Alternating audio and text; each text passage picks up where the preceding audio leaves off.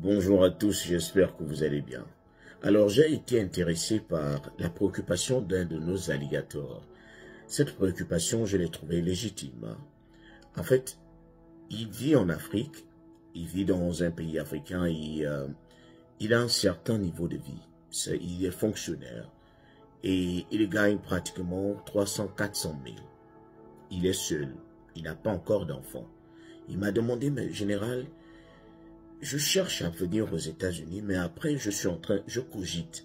Je me demande exactement si c'est vraiment utile que je vienne là-bas, parce que à entendre beaucoup de gens qui sont là-bas, c'est vrai, vous pouvez gagner beaucoup d'argent, mais tout cet argent repart aussi dans les dépenses, le loyer et autres. Est-ce qu'il serait vraiment judicieux que je vienne là-bas alors que j'arrive déjà à me taper mes 400 000 ici? J'ai ma petite vie, j'ai ma petite voiture, je suis fonctionnaire tranquillement. Pourquoi vais-je quitter ce niveau de vie pour venir souffrir en Afrique, aux États-Unis?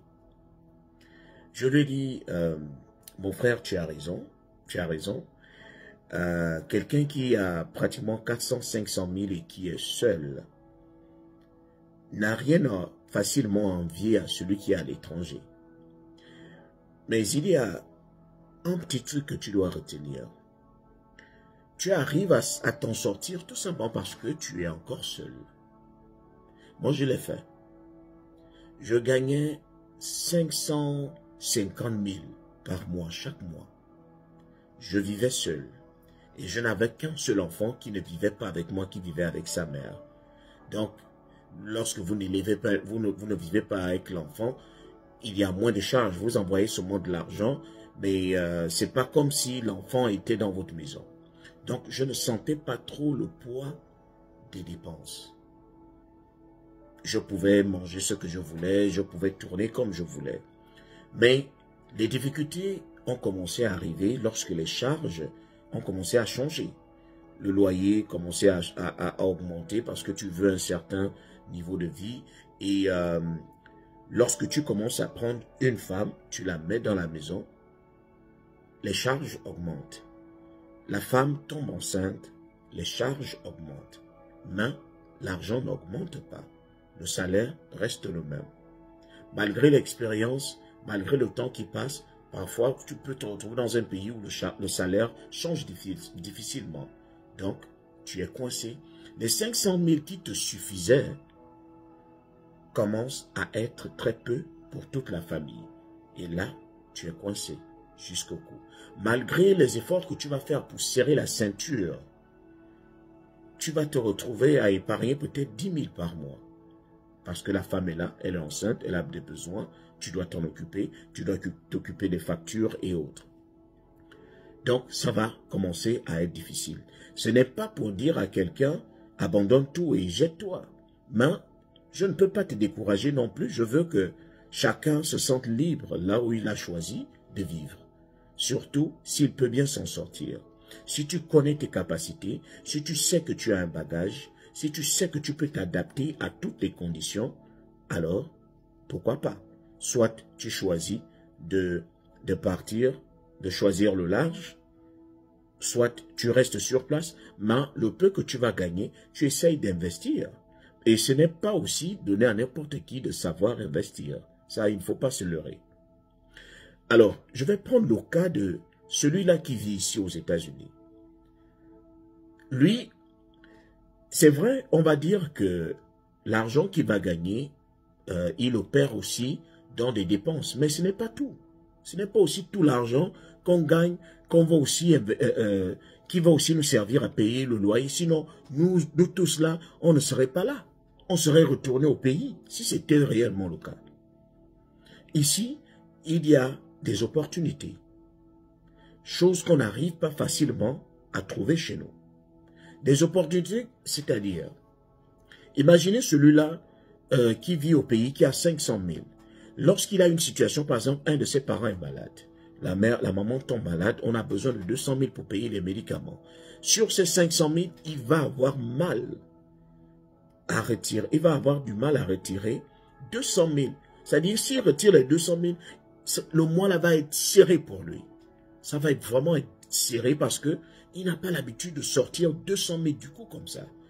Chose que celui qui est aux États-Unis, par exemple, peut facilement faire en un claquement de doigts, pas parce qu'il a assez d'argent, mais parce qu'il peut facilement rattraper cela.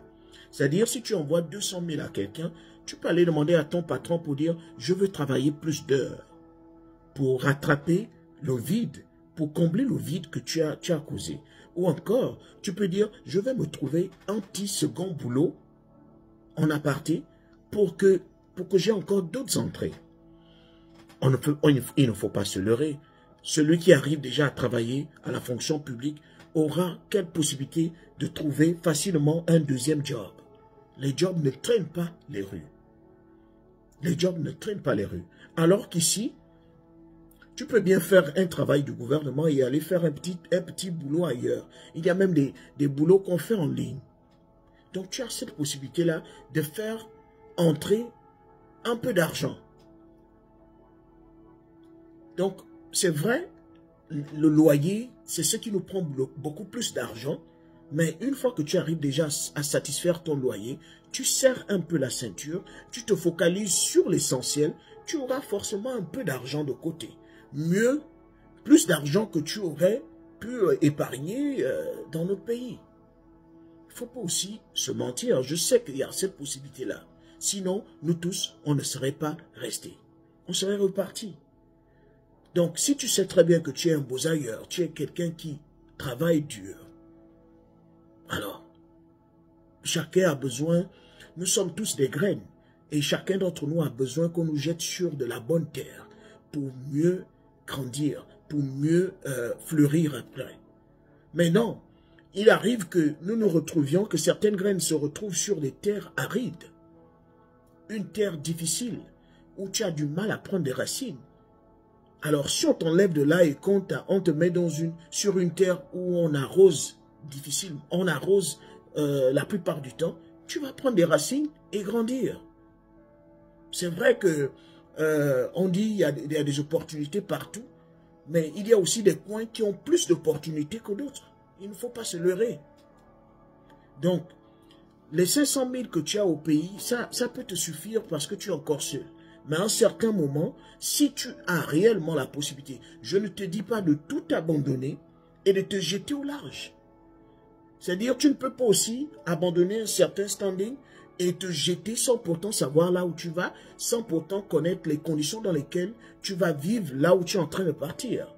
Ou quelqu'un qui a 500 000, 600 000 par mois, mais qui va aller traverser en Libye.